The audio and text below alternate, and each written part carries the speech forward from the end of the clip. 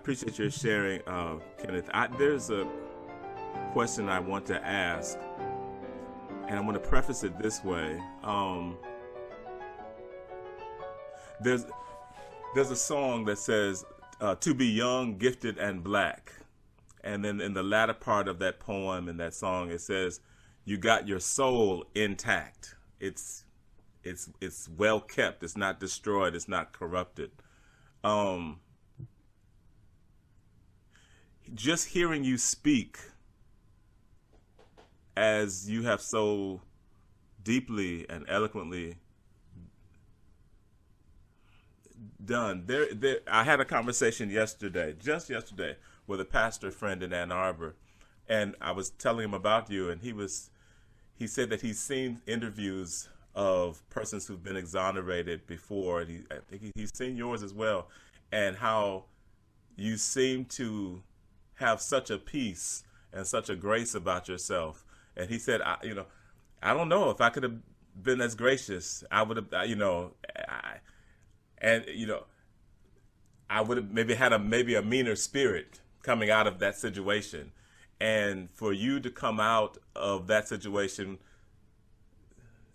obviously, evidently, young, gifted, and black, and your soul intact.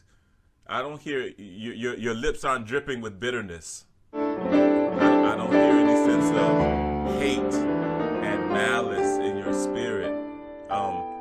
Not even a sense of righteous indignation. It's just a voice for justice and mercy and right doing for everybody. How do you account for that? This is a long diatribe into my question.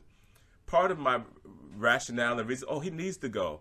I'm like, this would be good for him, and hopefully would even help heal some of the trauma. For me, there was nothing like stepping on that land in Mother Africa. I felt something, and I feel every time I go, being there, it heals a part of me. And I was like, he's going to need that. That will help him for the rest of his journey. And I still believe it, but you don't evidence that in your speech and in your conversation, and in your presentation of what is probably your destiny and part of your assignment, to be an advocate and a voice. Your soul is so well intact. How do you account for 16 plus years and you being the well-made man and human that you obviously are? I think for me, the direct answer to that question is I kind of cycle through all of those emotions. I can't speak for the other guys that tend to live in those spaces. It's not. I'm not a very negative person, but don't make no mistake about it. I had my time. I had my time of anger. I had my time of aggression. I had my time of frustration, but I cycled through all those emotions. I was in a different situation than most people. Going in, I had a lot of help. The offer of help was there. However, they didn't know how to help me. So I quickly realized that it was my responsibility to figure out what I needed them to do.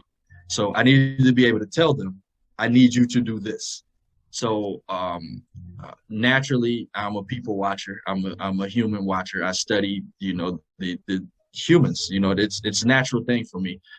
So that being said, I needed to adjust myself to be able to explain to each individual person what I needed that person to do. And each person's assignment was different than the other person. The way people hear you is different from person to person, right? I can talk to you and say something, and it means absolutely nothing to the person sitting next to you. So I had to figure out how to communicate with people on a different level. And I couldn't do that being angry. I couldn't do that being frustrated. So there is a such thing as talking at people. Like, you're talking at the person and not to the person. You're talking above the person and not to the person. So once I figured out that learning to use my words to my advantage would help me, I just began to try and master that.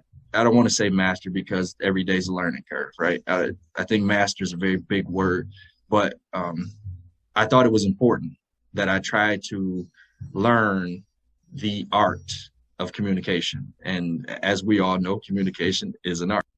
Mm.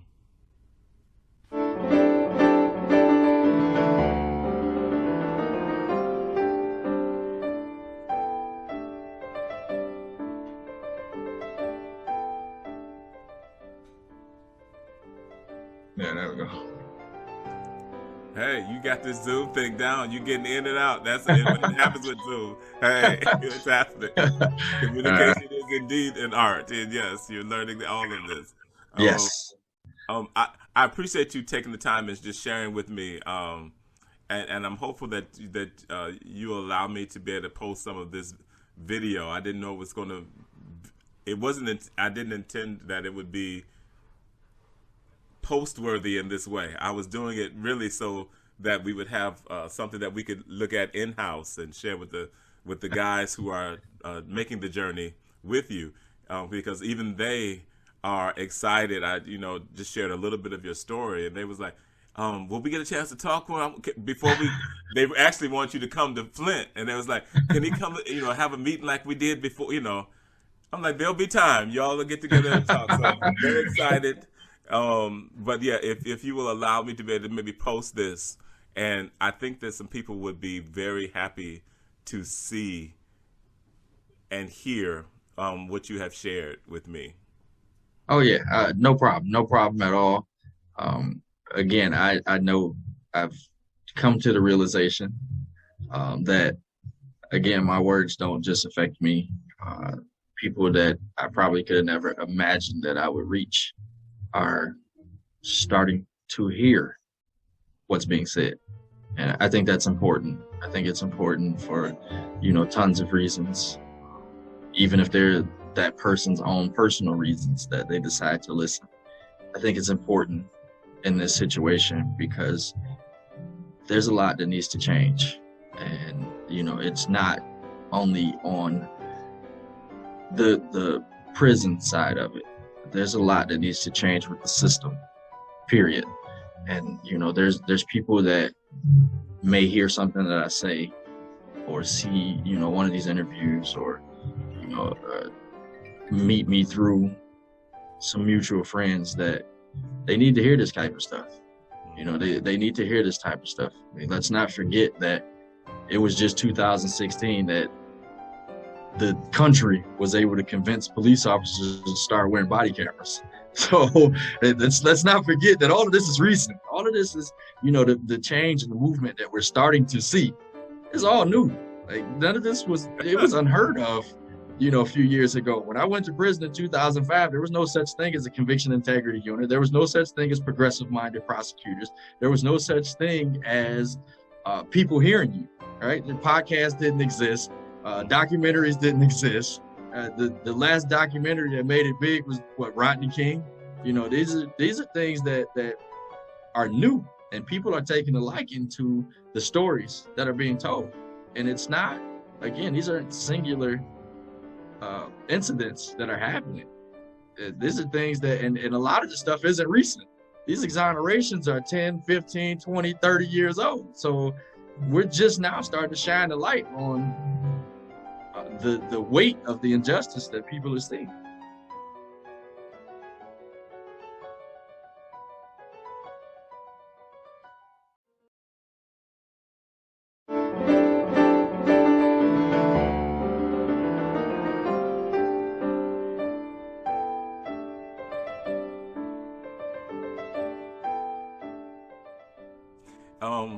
We're just now starting to shine the light on the weight of injustice.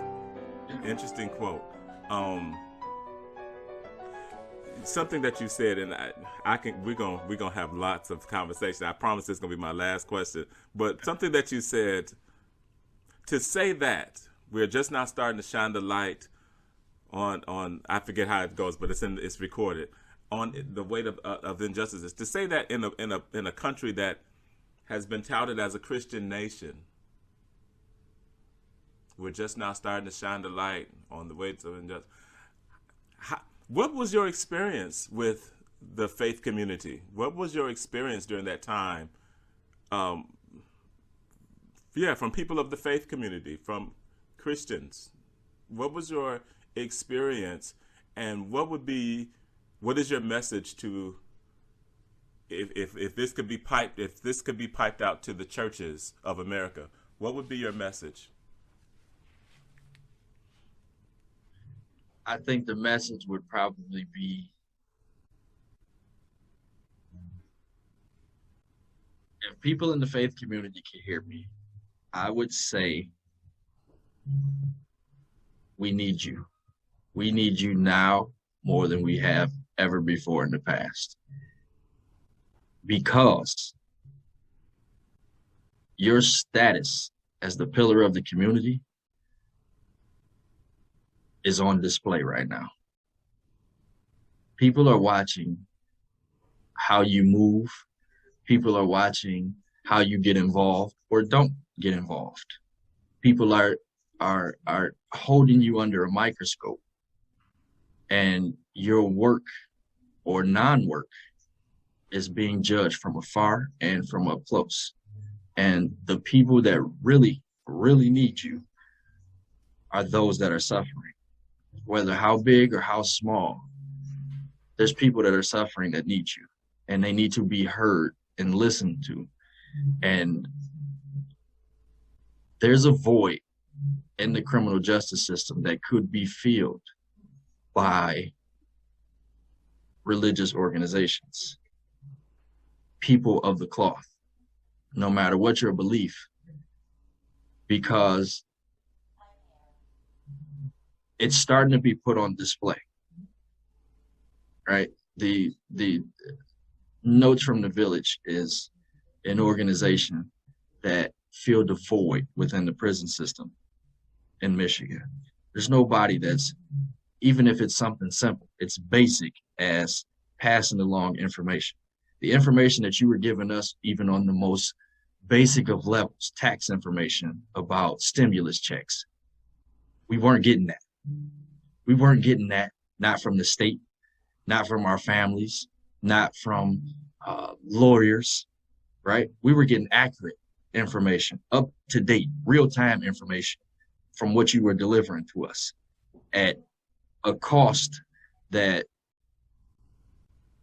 you were able to cover out of your own pocket, right? These are things that people may think are small and minute, but they meant the world to us on the inside.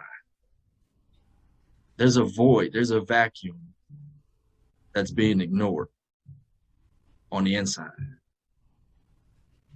Huron Valley is the only women's facility in the state of Michigan, and it's busting at the seams with bodies because they don't have enough room to place all of those females.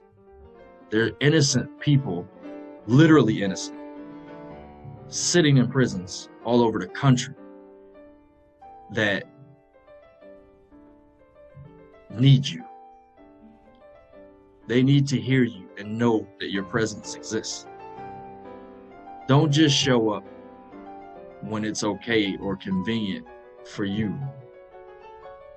Now is the time.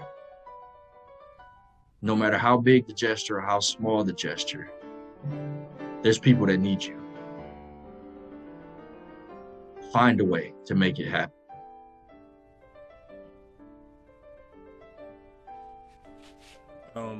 Kenneth, I thank you. I will leave it at that, and we will continue this conversation, this dialogue, this journey. My brother.